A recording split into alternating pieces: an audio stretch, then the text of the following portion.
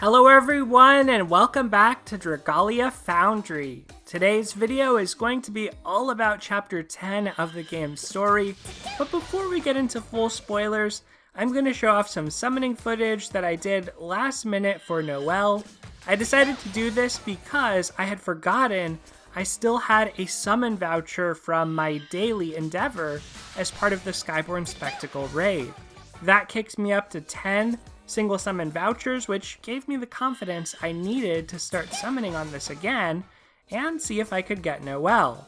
While this plays, I'll talk at a high level what I thought about chapter 10, and by the time this is done, I'm going to switch over, show off gameplay, which will include spoilers, so careful for that. At a high level, I really like this chapter. I feel like we finally got some of the lore and history of Dragalia Lost addressed in the main campaign that we've really known about or had hints of since before the game even released, because before the game was out, we got some trailers on the history of Alberia that went into the lore of Alberius, Ilia, Elysium, Chthonius, these characters who we knew about but hadn't really seen in action as part of the main campaign.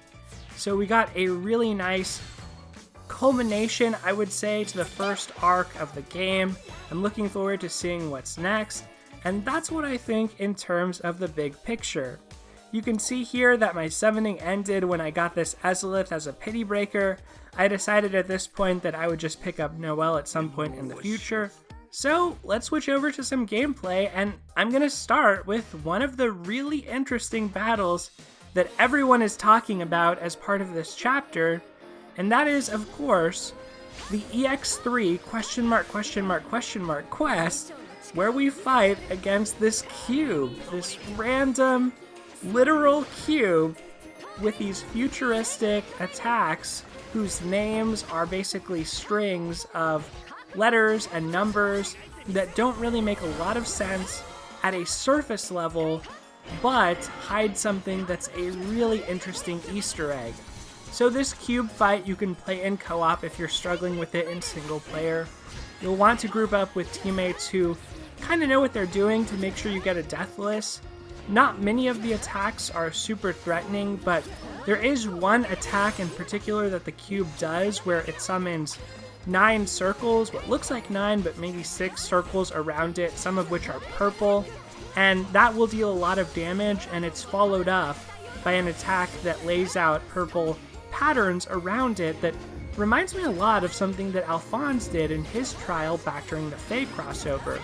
So the attacks can be punishing, but they all can be dodged if you plan around them and know them in advance.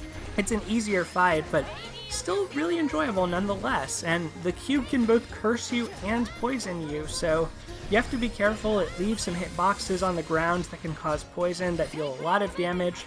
So from a gameplay standpoint, the fight was kind of fun, but then from a lore and story standpoint, it's absolutely mind-blowing. So I'm going to link to a Reddit post in the description below that really took me aback when I saw it, because I just thought this was a weird cube that hinted maybe at the technology of the past in the world of Dragalia Lost, but in fact, there's a lot more detailed Easter eggs, and if you look at the epithets that you get from this cube that refer to binary and septenary, basically you can use that to decode the names of the attacks of the cube, and they all relate to the New Horizons probe that flew past Pluto. Now, Pluto also happens to be the name of Chthonius in the Japanese version of Dragalia Lost, and specifically, it's Pluto the planet, the way it's written. It's not the god, and that's a difference between how Mars and Thor are written in the game. So there's all these references to this real-life space probe that flew past the planet Pluto. I mean, it's just mind-blowing. And when you think about the context of Dragalia Lost that we knew about from the lore trailers before the game launched, but we're finally actually getting in the story of this world where humans became so ambitious with their technology that posed a threat to dragonkind and led to a major conflict between dragons representing nature and humans representing technological advancement, you see these parallels to our own world and now a direct reference to a real-life space probe, which is really bizarre. I have a feeling that will not really pan out to be anything, but at the least it suggests that Chthonius might have a connection to space and time. We do have this lingering mystery of future Zethia being there from the beginning of the game, so there's some weird shenanigans happening. There's some sci-fi beats in this chapter that I really found fascinating. Now besides that, leading up to this cube battle, we did get a bit of lore on how Clav Loyalun was the original home of the Diurnell Empire. They started as worshippers of Ilia, who perhaps interpreted her teachings in a different way, and so they were on that island isolated from everyone and eventually became followers of the other. So that's never really explained. We just get into that cube fight. That's probably something that we'll have to see addressed in a future chapter. The other thing this chapter did along the main story path in the lead up to our fight against Chthonius, which I'll show off next, is we actually saw all of our siblings finally convening at one location, and we saw how the blood of the dragon can let them commune through these monuments with their ancestors' past moments, and in this case, Alberius's past moments. So Alberius, obviously being the founder king, has this really special status. I do wonder about all the kings in the 300 years between Alberius and Aurelius. What was happening in that time? Is that intentionally just a mystery and a blank to us? I don't know. Right now, the three main scopes of time in the story are 3,000 years ago, which is the time of Ilia and Elysium, 300 years ago, which is the time of Alberius and the Six Great Worms, and of course the sealing via the blood casket of Morsayadi, which was a really cool moment in the story. And then, of course, the present time, which is the generation of Yuden. So, pretty cool to actually get some backstory on that 300 years ago piece, but that 3,000 years ago, I think, is still a fascinating mystery. And honestly, Dragalia has this way of leaving these threads hanging, like this thread of Leaf and Chell's relationship. We have the appearance of Elysium in an earlier story chapter when Zethia is trying to defend herself against the other. There are all these moments that I really hope we finally start getting more frequent releases for story chapters. You have to remember, the game came out with 6 chapters, and in 1 year, we've only gotten 4 more. So we've gotten a chapter about every 3 months. And I would love if we actually could say we get a chapter every month or every other month. I would love if a year from now we come back and we're on chapter 20, just because there are all these morsels dangling, and it feels like we've kind of been sidetracked from the main plot as far as pertains to Zethia, the other Morsayadi, for a long time in these kind of dead-end storylines where the main purpose was just to introduce one of our siblings. So hopefully now, as the game opens up to this second arc, which is almost a reset, and I know that part is disappointing to some people, that reset aspect, but I'm very hopeful that chapter 11 onwards, we actually get a lot more meat on the bones for these stories. I really want that to be the case, but you'll see in a moment what the preview is of chapter 11, and to me, it looks very much like a side arc, so I'm not 100% sure that that will actually pan out.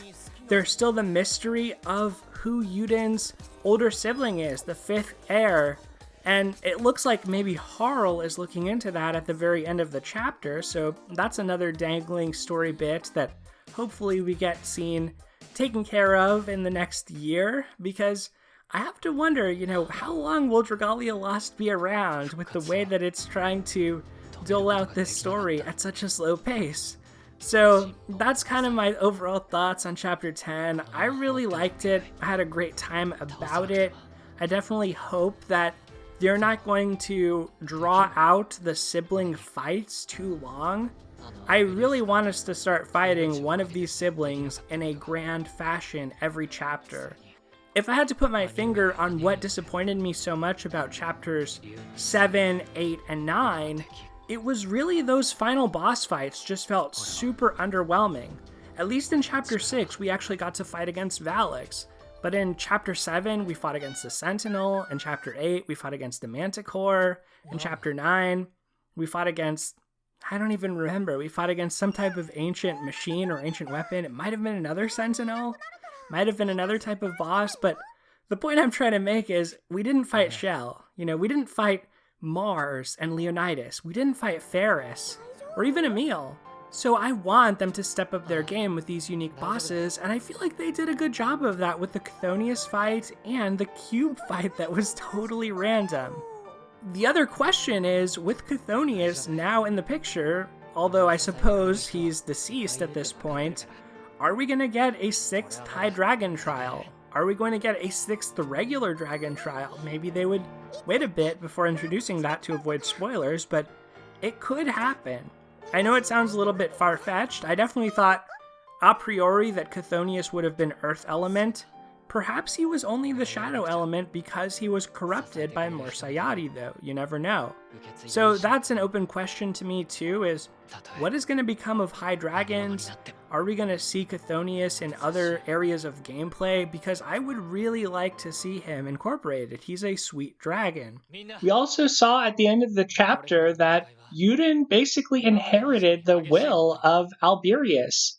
And he actually got kind of a glow up, so right now he's the front runner as far as the upcoming Gala unit for the month of September goes.